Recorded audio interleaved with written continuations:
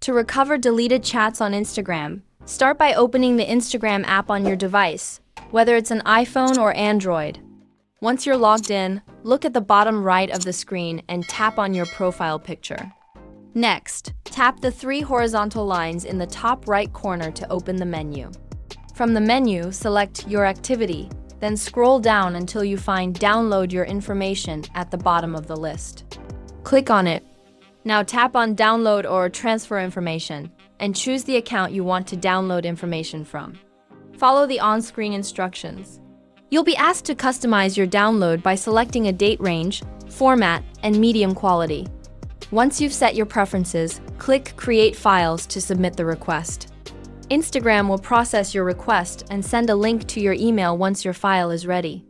After receiving the email, go back to Instagram, then to Your Activity, and open the Download Your Information section. Here, you'll see any available downloads. Click on the download option and follow the on-screen instructions to download the file.